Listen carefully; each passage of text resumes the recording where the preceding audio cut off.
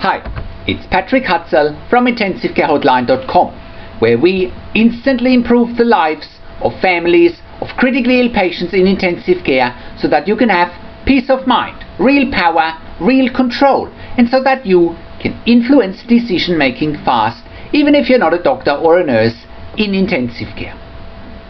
In last week's blog, I shared with you the ultimate fast lane to peace of mind, control, power and influence when your loved one is critically ill in intensive care. You can check out last week's blog by clicking on the link below this video. In this week's blog, I want to take you on a journey with me where I show you how to give yourself permission to have peace of mind, control, power and influence when your loved one is critically ill in intensive care. If I had $1 for every family member of a critically ill patient in intensive care who doesn't have peace of mind, control, power and influence whilst their loved one is critically ill in intensive care, I would be a millionaire. And if I had $1 for every family member of critically ill patients in intensive care who hasn't given themselves permission to have peace of mind, control, power and influence while their loved one is critically ill in intensive care, I would probably be another millionaire. So, what am I talking about here? I'm talking about a crucial mindset that families of critically ill patients in intensive care need to adopt quickly when they first find themselves in this once-in-a-lifetime situation and once-in-a-lifetime challenge when having a loved one critically ill in intensive care.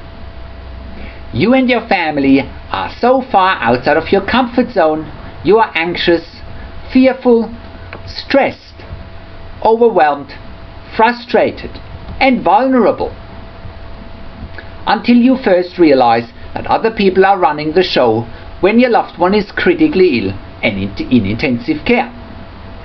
And if you are like 99% of families of critically ill patients in intensive care who have no peace of mind, no control, no power and no influence, you don't question and you don't challenge the status quo. But worst of all, if you belong to those 99% of families of critically ill patients in intensive care who have no peace of mind, no control, no power and no influence, you haven't given yourself permission to have peace of mind, control, power and influence. You let the intensive care team do their thing and you let them run the show, even if your critically ill loved one is very unstable and in a very critical condition, or is in a life-threatening situation, or is in intensive care for long-term treatments and long-term stays. Your loved one may be having a severe or traumatic head or brain injury, or your loved one may be threatened with an NFR, not for resuscitation, or DNR, do not resuscitate order. Or your loved one may be in a situation where the intensive care team suggests a withdrawal of treatment or a limitation of treatment as being quote-unquote in the best interest of your critically ill loved one. Or your loved one may even be approaching their end of life in intensive care. Think about this for a minute. If your critically ill loved one is in one of the aforementioned challenging, difficult and heartbreaking situations, and if you haven't given yourself permission to have peace of mind, control, power and influence in those situations, the consequences of this limiting mindset can be catastrophic. It's therefore crucial that you give yourself permission to have peace of mind, control, power and influence no matter what. The intensive care team has given themselves permission to make crucial life or death decisions for you, for your family and for your critically ill loved one 24 hours a day.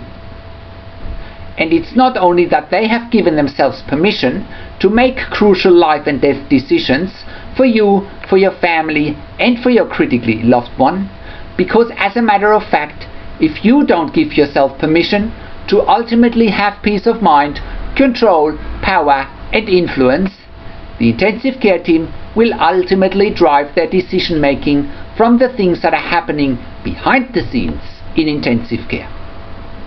If you don't give yourself permission to have peace of mind, control, power and influence, you won't do your own research, you won't question, you won't stand up for what you believe in, you keep sucking up to the intensive care team, and you keep being intimidated by the intensive care team's perceived power and their perceived authority.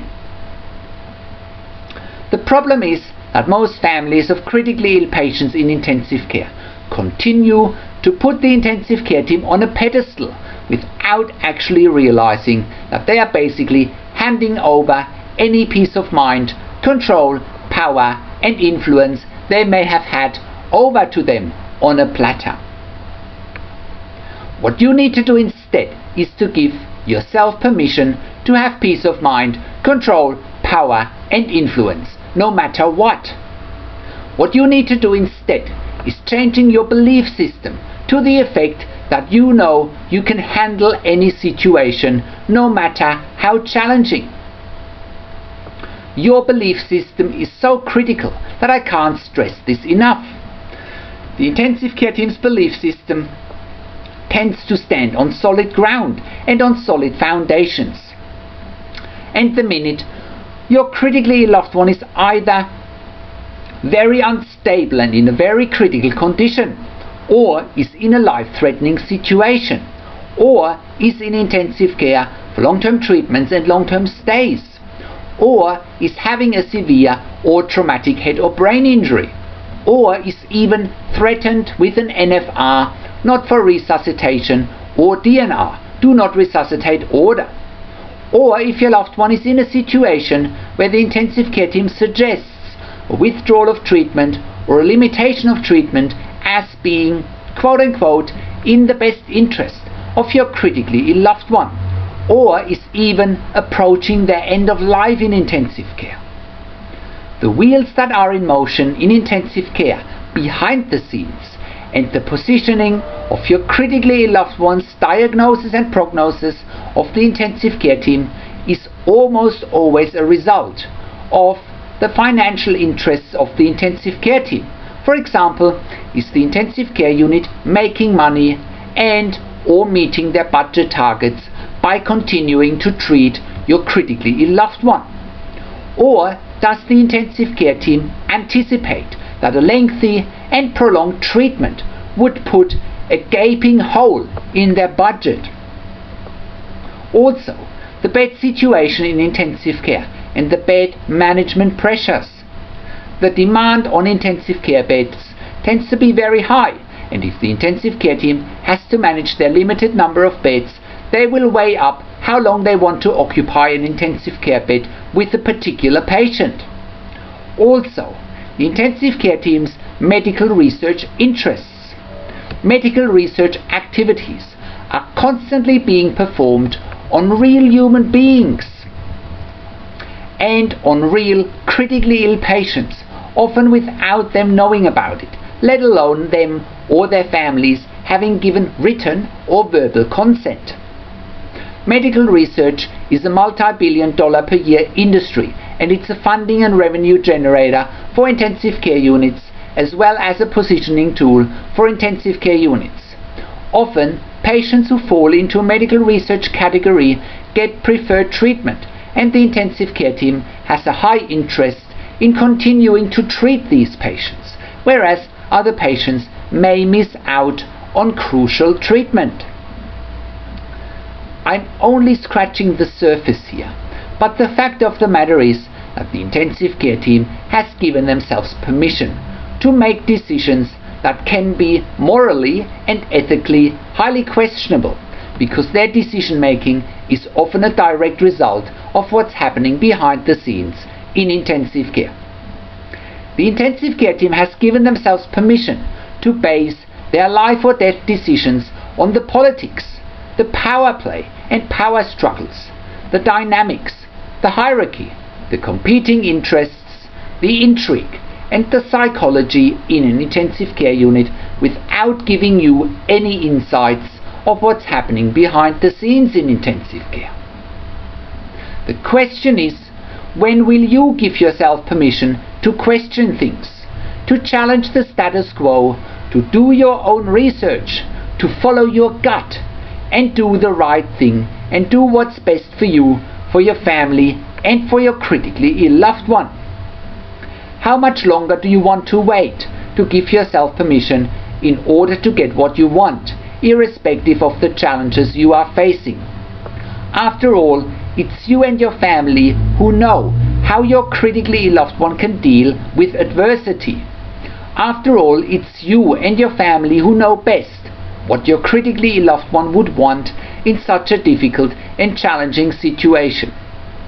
After all, it's you who needs to give yourself permission to get the results and outcomes that you want, irrespective of dealing with an intensive care team who has perceived power and perceived authority. After all, it's only perceived and it's not even real. After all, I can assure you that the minute you have given yourself permission to have peace of mind, to have power, to have control, and to have influence, and after you have given yourself permission to question things, to do your own research, to speak up, and to challenge the intensive care team, that's the minute when things change for you, and that's the minute when you will get results. The minute you have given yourself permission to have peace of mind, to have power, to have control, and to have influence, that's also the minute when the intensive care team realizes that they are dealing with a powerful family who is prepared to do whatever it takes to get the outcomes that they want and deserve, irrespective of the challenges they are facing. So, how can you give yourself permission to quickly get peace of mind, control, power, and influence while your loved one is critically ill in intensive care? You get to that all-important feeling of peace of mind, control, power, and influence when you download your free Instant Impact Report now by entering your email below.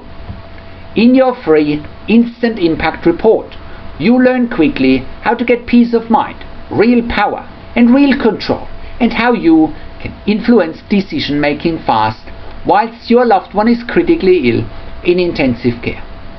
Your free Instant Impact Report gives you in-depth insight that you must know whilst your loved one is critically ill or is even dying in intensive care.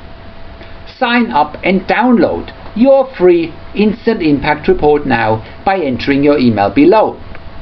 In your free Instant Impact Report, you learn how to speak the secret intensive care language so that the doctors and the nurses know straight away that you are an insider and that you know and understand what's really happening in intensive care. In your free report, you will also discover how to ask the doctors and the nurses the right questions.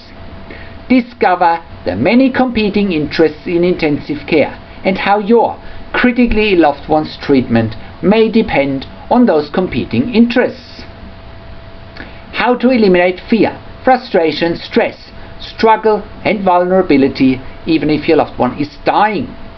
You get 5 killer tips and strategies helping you to get on the right path to peace of mind, control, power, and influence in your situation.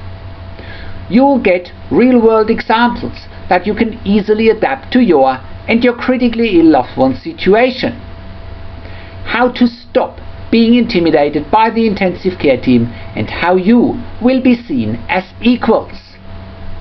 You will get crucial behind-the-scenes insight so that you know and understand what's really happening in intensive care and how you need to manage doctors and nurses in intensive care, and it's not what you think. Thank you for tuning into this week's blog, and I'll see you again in another update next week. Make sure you also check out our Your Questions Answered section where we answer your questions, or send me an email to support@intensivecareoutline.com with your questions. This is Patrick Hutzel from IntensiveCareHotline.com, and I'll see you again next week in another update.